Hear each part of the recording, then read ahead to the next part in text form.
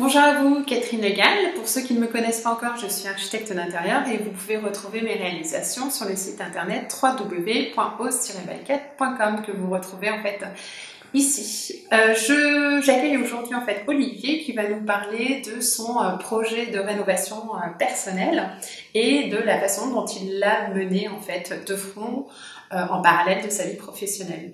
Bonjour Olivier. Bonjour Catherine. Je voulais te demander en fait de te présenter en quelques mots et de nous dire comment on s'est rencontrés. Alors je suis gestionnaire de patrimoine et spécialisé en assurance de personnes, retraite, mutuelle, etc. On s'est rencontrés à l'association des entrepreneurs de la ville dans laquelle nous habitons. Alors j'aimerais que tu nous précises quel était ton projet et surtout si c'était ta première rénovation ou non. Alors il s'agissait de refaire entièrement une maison que j'avais achetée quelques temps auparavant avec ma compagne et en l'occurrence c'était et c'est toujours ma troisième rénovation puisque j'ai eu deux appartements avant dans lesquels j'avais pas énormément bricolé moi-même. En ayant un travail qui t'occupe plus qu'à plein temps, en fait, quand arrives-tu à trouver le temps de faire les travaux? C'est une vraie question effectivement puisque j'ai un travail qui est assez prenant et du coup l'arbitrage est forcément au détriment d'autres choses, donc soit sa vie familiale, sociale ou les loisirs. Et donc, voilà, il faut se retrousser les manches et ça, notamment au détriment de la vie familiale ou professionnelle également en ce qui me concerne. Et de ce fait, est-ce qu'il y a eu des personnes qui t'ont aidé dans cette aventure? Alors, mes parents m'ont aidé très ponctuellement sur 2-3 points, dont première pose de carrelage, et puis après j'ai là aussi ponctuellement fait appel à un plombier et un électricien sur les sujets que je ne maîtrisais pas du tout et que je ne me sentais pas à l'aise de faire, et aussi parce que je suis assureur et s'il y a des problématiques avec la plomberie ou l'électricité, ça peut être assez grave ou assez impactant, et donc je déconseille de déléguer ça. Ouais, en tout cas quand on n'est pas professionnel. On est d'accord. Merci Olivier. Petite question qui me turlupine, c'est quand ressortit à ce jour en fait pour toi en expérience sur le plan du temps passé, mais également en fait des finances par rapport à ton projet? Ne nous le cachons pas, lorsqu'on entame des travaux soi-même, c'est notamment pour des raisons financières. C'est-à-dire que moi, en ce qui me concerne, l'élément déclencheur de tous ces travaux de fond, c'est que j'avais fait faire plusieurs devis pour un point. Les devis se tenaient, donc étaient à peu près cohérents entre eux, mais étaient astronomiques, je trouvais, pour ce qu'il y avait à faire, même si c'est une vision subjective. Et donc j'avais fait mes calculs, en gros, pour savoir combien ça me coûterait si je le faisais moi-même.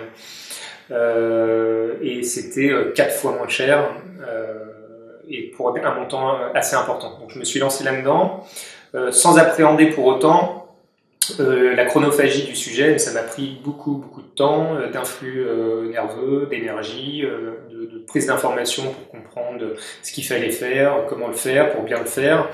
Et finalement, en ce qui me concerne, au regard de mon activité professionnelle, faire un arbitrage partiel de mon temps de travail sur ces travaux de rénovation m'a finalement coûté beaucoup plus cher d'une certaine manière en manque à gagner. Donc c'est pas un manque à gagner, c'est pas une perte d'argent visible, mais c'est un manque à gagner.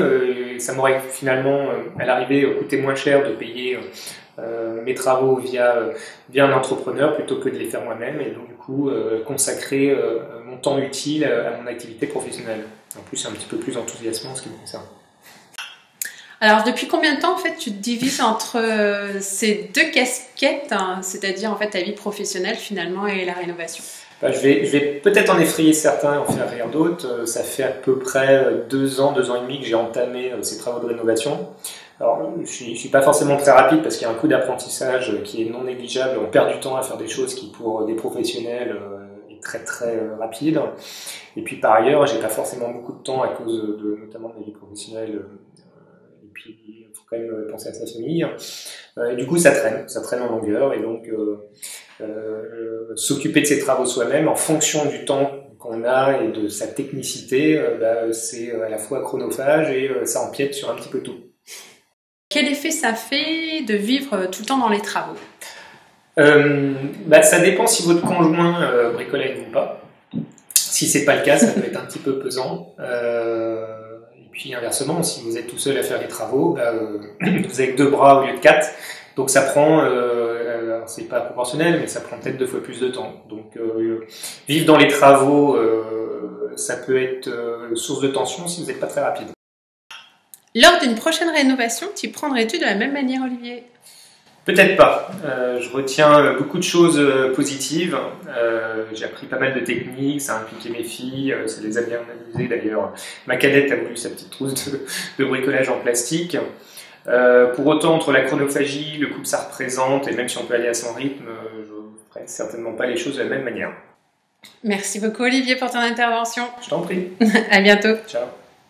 J'espère que cette interview d'Olivier vous aura intéressé et passionné autant que moi. Je vous laisse avec d'anciens articles que vous pouvez retrouver et publier au fil du temps sur le blog. Et puis n'hésitez pas à venir me suivre sur les réseaux sociaux.